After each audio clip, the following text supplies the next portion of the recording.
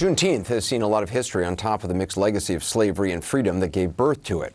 This year, protest over the police killings of Black Americans surrounds the day. Today, when asked about it, Vice President Pence could not bring himself to say the words, "Black Lives Matter." Instead, he used a trope you hear from counter-protesters, "All lives matter."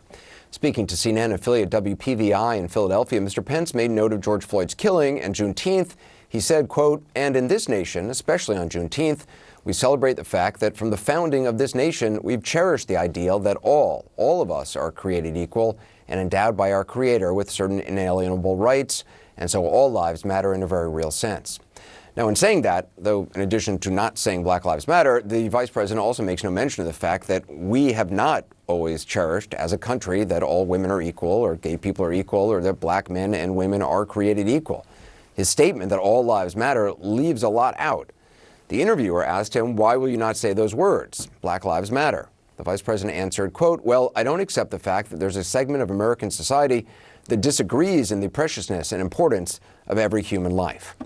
Joining us now is Dr. Cornel West, professor of the practice of public philosophy at Harvard, professor emeritus at Princeton, and co-host with Professor Tricia Rose of a new podcast, The Tightrope. Dr. West, it is great to see you again. I'm just wondering what you thought of the Vice President, not saying Black Lives Matter. That doesn't really surprise me because I think he views it as a political statement and he's got the base to appeal to. But then also on top of that, to sort of rewrite history and say that from the beginning of this country, we have cherished the notion that all men are created equal. Obviously, that is not the case, sadly. No, I think that both president and vice president constitute a significant slice of my fellow citizens who live in a state of denial. I wish that they would go back to the great Frederick Douglass's powerful speech of what the July 4th means to the American slave. Listen, Pence, listen, Trump, when he says, July 4th, your celebration is a sham. National greatness is nothing but swelling vanity. That your boasted liberty is an unholy license, and America has no rival when it comes to revolting barbarity and shameless hypocrisy. That's 1852 in Rochester, New York. Listen, President, listen, Vice President, this is part of your history. This is the vicious legacy of white supremacy, and it doesn't begin just with Black people, as you know, my brother. It begins with our precious indigenous brothers and sisters. We got to get away from this notion that slavery was America's original sin. No, the first sin was a white supremacist dispossession of the land and genocidal attack, and then the enslavement of precious Africans, and then the subordination of white brothers with no property who still could not vote, let alone the patriarchal domination. And yet in the midst of those kinds of evils, America still generated folk who loved truth enough, who loved beauty enough, who love goodness enough to say, let us resist, let us still fight. In the 1960s,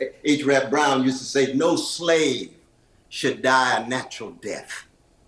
That every oppressed people, no matter what form it takes, has to go down fighting, and we fight in our various ways. We empty ourselves, we donate ourselves, we serve others in various ways, but don't die a natural death. That's what Juneteenth is about, my brother, and happy holiday to you. That's what it's about. That's precisely what it's about. And keep in mind now, brother, that it was not really the end of slavery, as you often hear, on the press and so forth, that the Confederacy Army was still fighting in June. They didn't defeat the Trans-Mississippi wing of the Confederate Army until June the 2nd, and it was 17 days later that he got to Galveston. It was not a problem of communication. It was one of military domination. The Confederacy was refusing to give up. That Lee had already surrendered April the 9th. That Brother Abraham Lincoln had been shot the 14th and died the 15th. They're still fighting. So the slaves didn't have a communication problem. They knew that there was a declaration, but on the ground, they still had occupation by the Confederacy. They didn't get to Houston until June the 20th. So the history of Black people, wonderful words on paper. Where is the execution on the ground? Where is the action on the ground? We didn't have the 13th Amendment until December of that same year. Of December, the 13th Amendment finally ratified. So even the end of slavery was not just an abstract matter of words.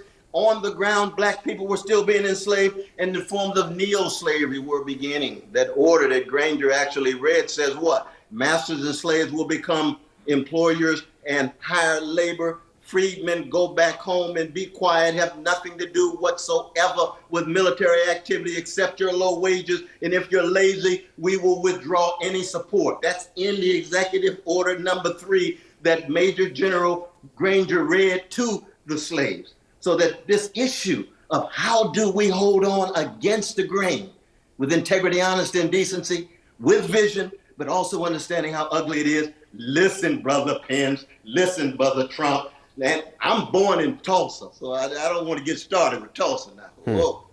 Whoa. I didn't realize you were born in Tulsa. Hospital with the Wilson brothers of the Gap Band, and the Gap Band GAP, Greenwood, Archer, and Pine. That's Black Wall Street. That's where you had more wealth. Oklahoma Eagle. My father went to Carver, Booker T. Washington, and so forth, struggling to make sure the best of Oklahoma was preserved. And now here comes Trump, bringing all of his hatred and greed and ignorance and manipulation. But he's a human being like everybody else, so we got to keep track of humanity. We just got to resist it. For someone who claims to, want to protect American heritage, for the vice president to, by not tearing down Confederate statues, which weren't put up during the war or even immediately after the war, they were put up to, to rewrite the history of slavery in this country, to kind of champion the lost cause. I just find it ironic that the administration, which is claiming to be protecting American heritage, does not actually fully admit what American heritage actually is. And the fact is that, America is able to look at its painful past and its painful present and try to change. I mean, that is one of the things about this country, that whether it works or not and whether it's successful or not, we are having these discussions and have throughout the centuries. I just think it's so important not to rewrite what actually occurred. Absolutely. But I mean, it's true that Pence and Trump, when they say they're preserving American heritage, they are, but they're preserving the worst of it. There's the best and there's the worst. The Martin Luther King Jr. is as American as Donald Trump. Trump's a gangster, marginal saint. He's a force for good. And there's white, brown, red, yellow, different colors who represent the best of the American heritage. And there's different colors representing the worst, but white supremacy is meant, given the white power, privilege, benefit, and so forth, that too often it's been the white supremacists who have been able to triumph. The Confederacy lost the war, white supremacy won the peace. We've been wrestling with it ever since. We had interludes with Reconstruction. We had interludes between 1965 up until recently, but now we're pushed back. But thank God we've got these folk disproportionately young on the street saying we will have no more of this. And that puts a smile on my face as an old school brother. You know what I mean? Oh, yeah. We have not in vain. We passed on something, and we're going to continue to pass on something until the worms get our body and the Lord gets our souls if we're lucky. We've got nothing to do. If we are lucky. Amen to that. Dr. Cornel West, thank you. Appreciate it. Just ahead. Stay strong, my brother. You too. A bad